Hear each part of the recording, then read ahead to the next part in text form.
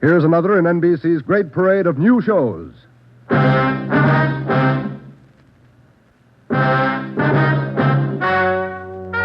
Ladies and gentlemen, the story you are about to hear is true. Only the names have been changed to protect the innocent. NBC brings you Dragnet.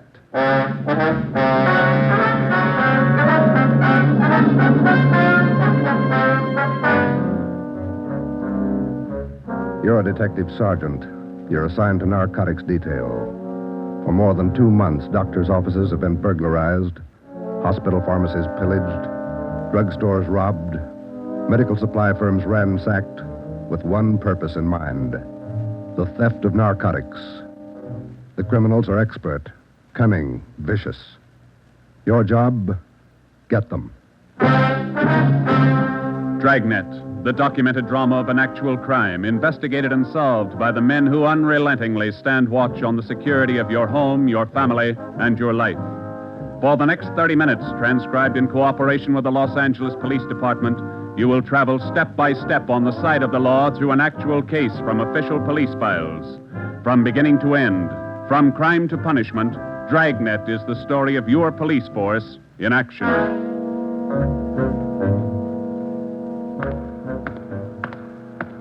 It was Thursday, March 23rd. It was windy in Los Angeles. We were working the night watch out of Narcotics. My partner's Ben Romero. The boss is Ed Backstrand, chief of detectives. My name's Friday. I was on my way back from the record bureau, and it was 10:35 p.m. when I got to room 24. Narcotics detail. Yeah, okay. Well, we'll be right over. Thank you. Get anything, Joe? Nothing we don't know already. How about you? That was the county hospital on the phone. Doc Welch. Pretty fair lead. I told him we'd be right over. What's he got? One of our informants, Benny Trounsel. Ready? Let's go. What's with Benny? It's bad shape. Somebody worked him over. They found him in an alley off of South Main. Yeah? Doc says Trounsel talked before he passed out. Anything good? He claimed he knows who's running the new dope racket in town. Says they got him. No, let's take the stairs here, huh? Why should they bother with small fry like Benny? That's what I'm wondering. Blackmail, maybe. Benny's still on the needle? Maybe that accounts for his story. Doc says his skull is fractured. Morphine doesn't do that to you. Yeah. Benny mention any names? I don't know. Doc didn't say. Here's the garage. Come on. When did they pick up Benny? About an hour ago. He had a pocket full of bundles on him. Heroin. Trounsel's small fry. He never had that much dope on him in his life. That's what makes it interesting. Let's go.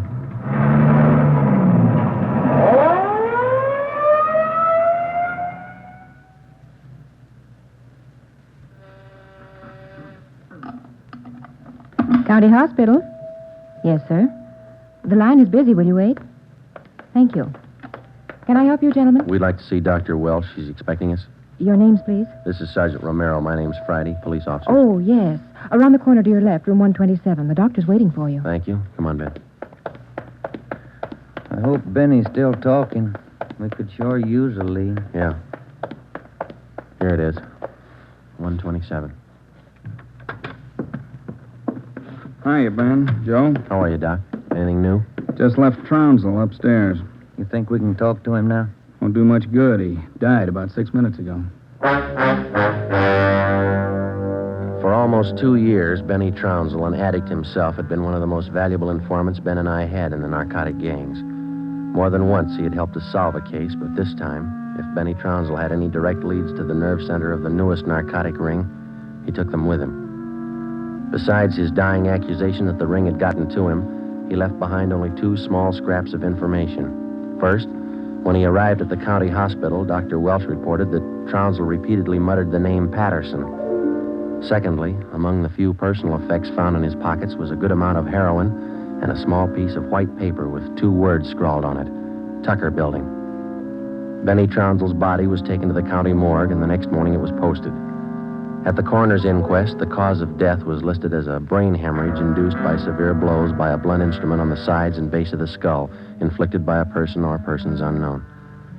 Besides Ben and myself, the only identification witness at the inquest was a woman who managed a rooming house in Benedict Alley, where Trounsel used to stay periodically. After the inquest, we questioned her briefly in our office. Miss Strite, you say you can't remember any friends Trounsel had while he stayed at your rooming house? No, I can't. Besides, if I knew that man used dope, I never would have rented him a room. How long did he rent from you, Miss Strite? About 6 months. I run a respectable house. I don't mind if my people drink a little now and then, but those dope users, no, sir. Did you know anything about Trounsel, Miss Strite? Where he spent his time, where he had his meals? Well, don't serve at my place. Too much trouble. Most of the people eat at the Ace lunchroom, down the corner. Where's that, Miss Strite? Grant and South Main, right on the corner. And you think Trounsel might have spent some time He there? might have, I don't know. Miss Strite, did Trounsel ever mention anyone by the name of Patterson? No. Patterson? No. And you can't recall any friends he might have had? He had any friends and never set foot in my house. That's all I know. All right, Miss Strite, thank you. Here's a card, ma'am. If you come across any information about Trounsel, we'd appreciate it if you'd call us. All right. That all? That's all, ma'am. Thank you. Well, bye. Goodbye, ma'am. Big help. Yeah, not even a good identification witness. You got those listings we made on the Tucker building? Yeah. Yeah, let's see. Here it is. Okay, let me have it, huh? Tucker building, 7310 South Wilshire. I wonder what Benny Trounsel could have been doing out there. Shouldn't be too hard to check. It's a small building. Yeah. 6 listings for the whole place. A couple of law offices, real estate guy, dentists, architect, and a doctor. One dentist, one doctor could be a lead. Maybe. Pretty thin. Friday, Romero. You got a minute? Yes, Skipper. Come on, Joe. Yeah. What do you got, Ed? Letters. Here's a sample. Now listen to this. Chief of Detectives, Ed Backstrand, City Hall, Los Angeles. In view of mounting wave of narcotic robberies, strongly recommend that your efforts to curb this lawlessness be redoubled. They all like that? All of them. They're mad. Can you blame them? Not a bit. We haven't got much to go on, Chief. The gang's pretty smart. All right, then let's be smarter. There's no law against it. Doing our best, Skipper. Then make it better. I'm sick of that bunch, and I'm tired of these letters. And look at that record. In 2 months, 15 drugstore robs, 8 medical offices, 2 supply houses, 2 hospital pharmacies. Narcotics missing every time. Now, who's behind it? None of the old-timers. We've checked them out. Gone over every hype and mainliner we know of. All right, then get on the transients. New faces. Climb on every one of them that shoots the stuff until you get to that gang and break it. If you need help, holler. But get to that gang and break it. You understand? Okay, Skipper, we'll try. You dig up anything on that Trounsel case yet? Still checking out one lead. What? Slip of paper we found in Trounsel's pocket, Ed. Said Tucker building on it, that's all. Just going to check it out when you called. All right, hop on it. Fast. We got a lot of pressure on us. Keep in touch with the office. It was almost noon when Ben and I got out to the Tucker building. It was a 2-story affair, comparatively small, very modern. We checked with the dentist in the building first, but he'd never heard of anyone by the name of Benny Trounsel. His records and appointment books proved it out. Well, that's one down, Joe. Yeah? Let's try that doctor's office now. What's his name? Let me see. Springer. Dr. Fred Springer. He's on the 2nd floor. Okay, there's a stairway down there. Come on. Pretty close to lunchtime. Might not be in. Maybe. Somebody should be there. We haven't got much time to play with. Yeah. Chief sure was up in there this morning. Here's the office. Fred Springer, M.D. Good morning. May I help you, gentlemen? We'd like to see Dr. Springer, please. Do you have an appointment? No, we don't. Well, the doctor's not in at present. Would you like to make an appointment for later in the day? No, ma'am. We're police officers. This is Sergeant Friday. I'm Sergeant Romero. How do you do? I'm Miss Turner. I'm the doctor's nurse. Then you must take care of the appointment and record books for the doctor. Yes, I do. Well, maybe you can give us the information we're looking for, Miss Turner. Did the doctor ever have a patient by the name of Trounsel? Benny Trounsel? Trounsel? Mm-hmm. No, I don't think so. Just a moment. I'll check. Thank you. No. Trounsel. Is that the way you spell it? Yes, ma'am. No. The name's not listed here. Let me check the account book.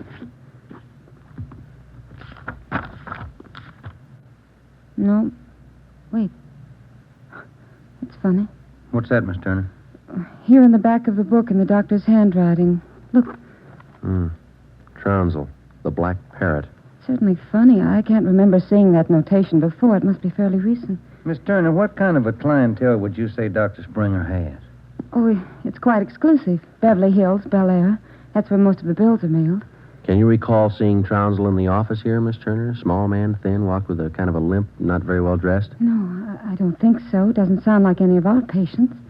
Would you show us the doctor's prescription lists for the last 2 months? We'd like to check them.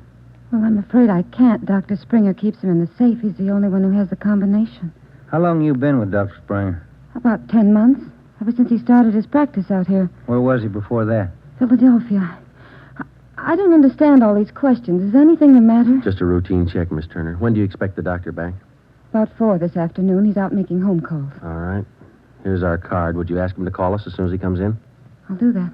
Thank you, Miss Turner. Bye. Goodbye. Bye. Oh, say, Miss Turner, there's one more question. Yes? Does Dr. Springer have a patient by the name of Patterson?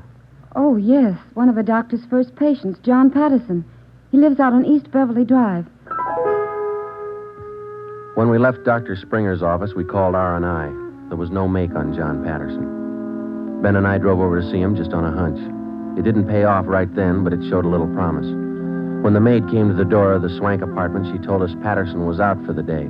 We asked her about Patterson's occupation. She didn't know. We asked her about his friends, his business acquaintances. She could remember only 2 people visiting the apartment. One of them was Dr. Springer, apparently a constant visitor. The other, a tall, dark man who spoke bad English. We asked the maid how long she had worked for Patterson. She said ever since he moved to Los Angeles, about 6 months before. A few things started to fall into place, but it was strictly a guesswork operation. Ben and I got in the car and headed for the south end of the city to check out some of the places Benny Trounsel was supposed to have frequented. We met a stone wall. From the Ace lunchroom near Benny's former rooming house to the Black Parrot. No one was willing to talk. Threats didn't work, and neither did promises. Ben and I gave up for the moment and headed back to the office. Pacific Ambulance 1, call to Alhambra is now code 3. Seems like Skid Row doesn't want any part of this one. Yeah, there's a bad feeling. Something's got him scared. Sure would like to know what it is, or who it is. Yeah, I'd like to know the Control 1 answer to Unit that, too. 80K. Control 1 to Unit 80K. Us, Joe. Get it, will you? I got it. 80K to Control 1. 80K to Control 1. Go ahead. 80K. Call station 2511, code 3. 80K to Control 1. Roger. KMA 367. Wonder what that's all about. Well, let's find out. There's a drugstore. They ought to have a phone. Pull over, huh? You got a nickel? Yeah, sure. Thanks. I'll be back in a minute.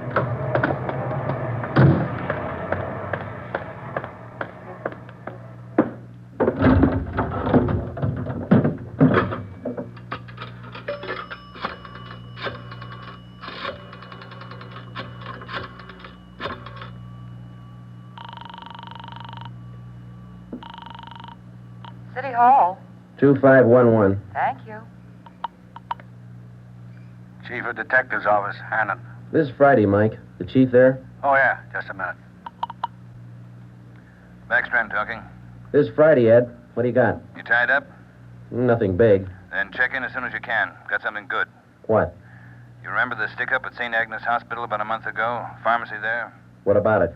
2 patrolmen picked up a user down near Union Station about an hour and a half ago. Yeah? Guy was way back on his heels. He had 2 vials of morphine on him. Vials had serial numbers. Good. Did they match out? Perfectly. Thanks, Ed. We'll be right in.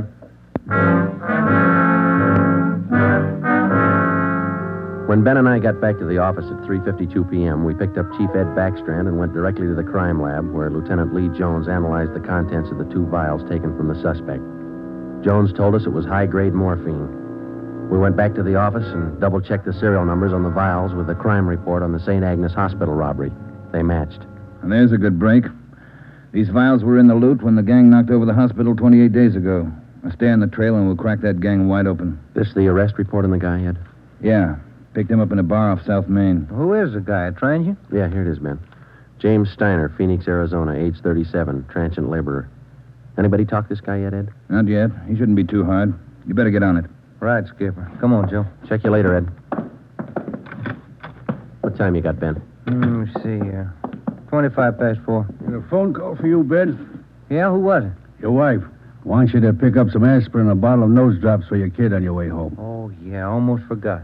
That the only call we had, Mike? That's right. Thanks. Okay.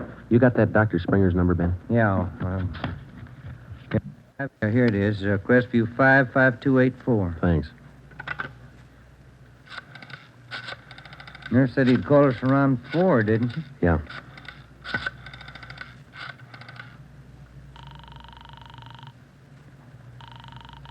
Dr. Springer's office? This is Sergeant Friday down at the police department. Dr. Springer there? Well, no, he isn't, Sergeant. He called in about 20 minutes ago, and I gave him your message.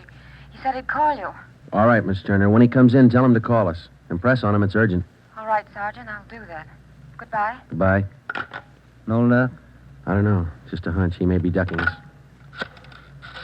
Who you calling now? State Medical Board. Maybe they can check us out on Dr. Springer. I put the call through to the State Medical Board and asked for a check on Dr. Fred Springer. They said they'd call back within the hour. In the meantime, we had James Steiner brought to one of the interrogation rooms for questioning. It was all talk. Oh, look, it's like I told the sergeant when they booked me. I don't know anything about this hospital job. Sit down, Steiner. Oh, all right, thanks. How long you been in the city, Steiner? L.A.? Oh, about a month. I came from Phoenix, looking for work. Things are pretty slow in Phoenix. Where'd you get the morphine? Huh? I said, where'd you get the morphine? The stuff? Oh, I bought it. Just for a pop now and then. I just play around with it. Just for kicks. Who'd you buy the vials from? Who? I don't know. A guy in a bar gave me a price. Which bar was that? Which bar? The Black Parrot. I'm not hooked. I just play around with it just for kicks. What'd the guy look like, Steiner? What did he look like? I don't know. Tall, I guess. Would you remember him if you saw him again? Remember? Sure. I talked to him a couple of nights at the bar. Was he on the stuff? Was he a hype? Hype? Yeah, maybe. Tall fella, dark. You shooting the stuff? Shooting the stuff? No, I'm no mainliner. I never took in the veins in my life. I told you I'd do it just for kicks, just to pop now and then. Take off your shirt. Let's see your arms. Huh? My arms? Come on, take it off. Well, Who are you kidding, Steiner? Your arm looks like a pincushion. I told you just once in a while, just for the kicks. I'm not hooked on it. They found 2 vials of stolen morphine on you, Steiner.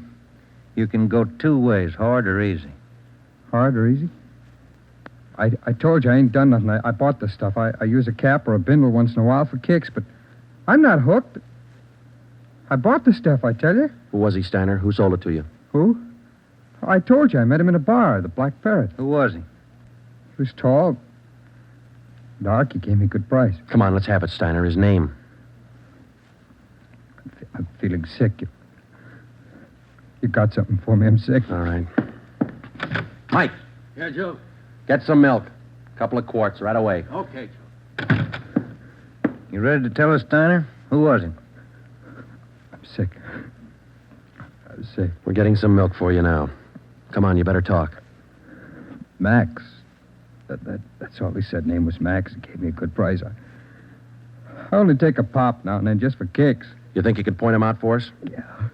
Yeah, maybe. I'm sick. I'm sick.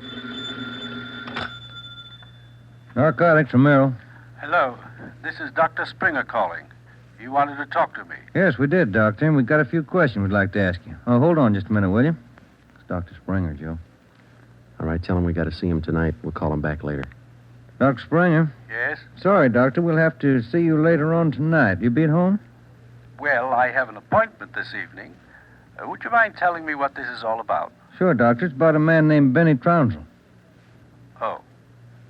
I see. And if you don't mind, we'd like to check over your prescription list with you. Yes. I'll cancel my appointment. You can contact me here at home. 1538 South Road. I'll be here all night. All right, Doctor. Thank you. We'll see you later then. Yes. Goodbye. Goodbye. What'd he say? All right? Yeah, it's all right. I'll buy that hunch of yours now, Joe. Dr. Springer, he knows who killed Benny Trounsel. I bet he knows why. When Mike Hannon came back with the milk, we fed it to Steiner, and then we put him back in his cell. We put in another call to John Patterson out on East Beverly Drive, but there was no answer. We left word with Hannon where we were going, and then Ben and I headed out for Dr. Springer's home. It was 7:35 when we pulled up into the driveway at 1538 South Road, a low, rambling ranch-type home. We got out of the car and made our way down the path to the front door. A gray Persian cat followed us.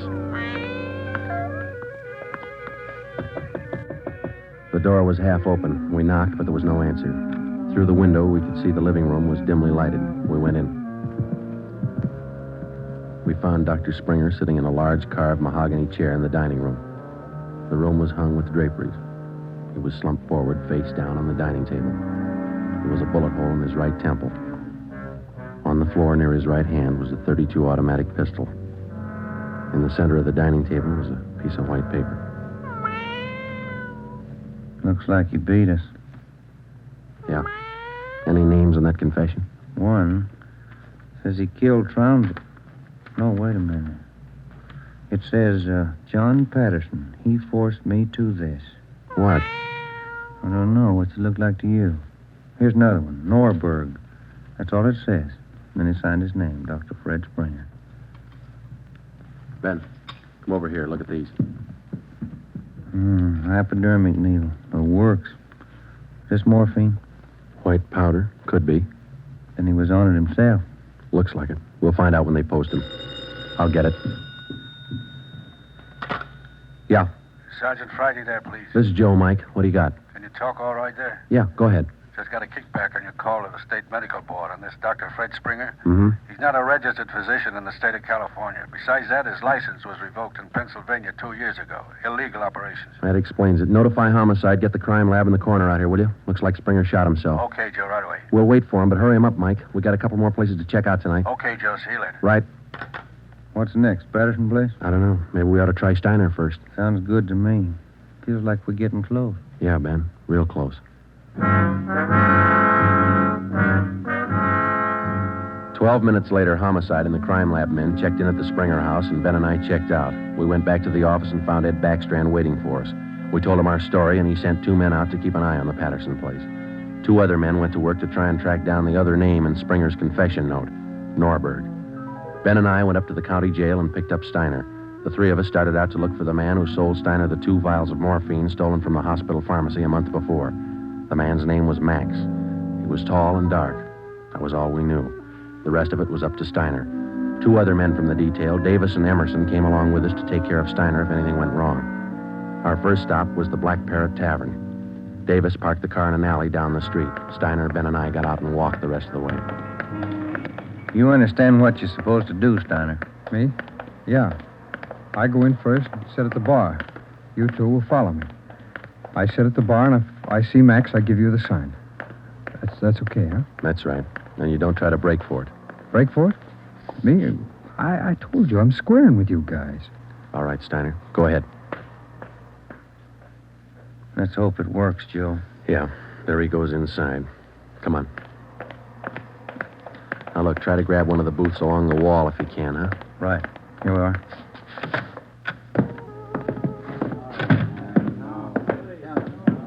The first booth, Ben, it's empty. Yeah. Fellas left to order at the bar. Waitress got a night off. Make it a couple of beers, will you? Couple of beers? Okay. Joe. Joe, look at Steiner. Yeah, he's signaling. Must mean the guy putting on his coat over there. No, hold it, Ben. Wait till he gets past us.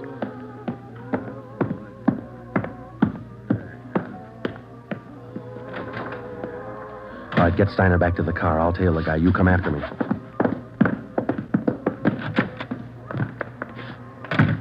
I didn't know how right Steiner was or how much we could trust him. All I knew was that the man I was following was tall and he was in a hurry. I followed him 3/4 of a block before he turned in at a motel. He went to a cottage at the rear of the lot, let himself in, and closed the door quickly behind him. A minute later, Ben and the others pulled up in the car. Got him staked out, Joe. Steiner says that was Max. Let's make sure. Come on. Which one's he in? The one down at the end here. Now be careful. You too. All right, here we are. Wait a minute right there.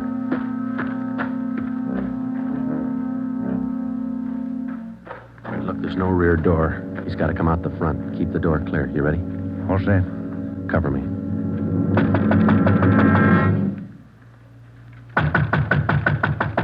Open up in there. Who is it? Police officers, open up. Just a minute. All right, Ben, give it back to him. Don't shoot, we'll come out. All right, throw your guns out first, then come out with your hands behind your head and make it fast. Watch it, Ben, he's making a break. Where All right, mister. That's far enough. Get out of my way. Get out of Get him, Ben. That's good, Ben. You all right? He didn't mean it, Copper. He didn't mean it. He didn't know what he was doing. Well, that must be a good excuse, lady. A lot of people use it. Come on, Ben. Let's take him in.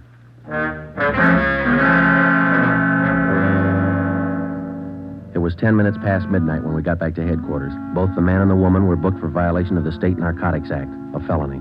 He gave his name as Max Jansen. In his luggage, we found 13 vials of morphine, large quantities of heroin, and a small amount of Panopin. He gave us the names and addresses of 6 active members of the narcotics gang. He identified Dr. Springer as second in command. Just a few more questions, Jansen. Yeah, all right. Why did Springer kill Trounsel? He had it coming. Trounsel knew the score, and he was blackmailing them, bleeding them white. Why didn't the gang take care of him? The boss said no rough stuff. Things were going too good. He warned Springer, but he wouldn't listen. All right, Jensen, just one more question. Who's the boss? Do I get off light? State's witness? It might help. We can't promise you anything. Who's the boss, Patterson? Yeah. 138 East Beverly Drive?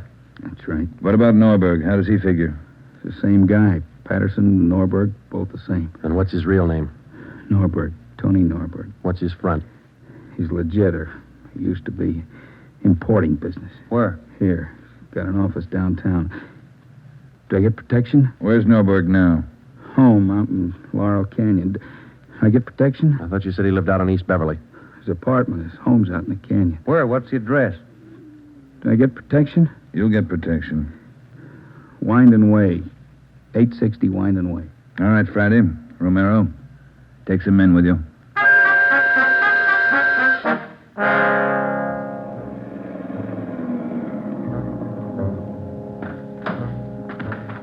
All right, Davis, cover the back of the house. Levine, you cover the front. Come on, Ben.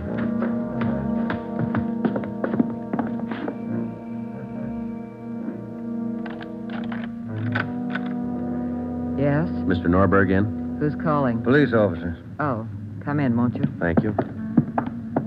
Now get your hands up. Face the wall. You'll never make it, lady. The house is surrounded. Tony, get the stuff. It's our only chance. They'll cut you down, Norberg. All right, Jeannie, give him the gun. Don't be a fool. They're going to march out the door in front of us, right to the car. I'm not going, Jeannie. Try it if you want. I'm not going. All right, Tony, stay. Come on, coppers. You'll never make it, lady. I said move. Fast. All right, Ben, hit the dirt. She's going for the car. See if you can get those tires.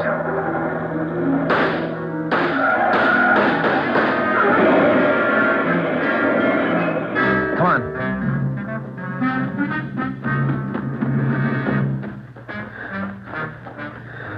Dan? Yeah. Norberg was smart.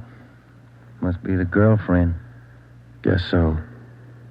Wonder why they start. Hmm? Why do they get on the stuff, Joe? For kicks, Ben. None of them ever get hooked. Just for kicks.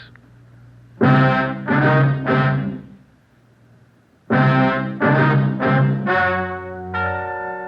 story you have just heard is true.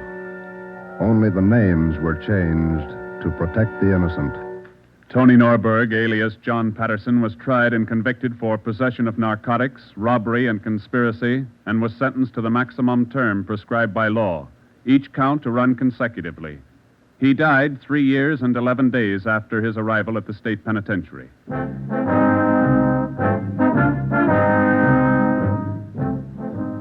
You have just heard the 9th in a new series of authentic cases transcribed from official files. Technical advice for Dragnet is furnished by the Los Angeles Police Department. Tonight's program is dedicated to Chief Erskine Fish of the North Sacramento Police Department, who on the night of August 11th, 1935, gave his life so that yours might be more secure.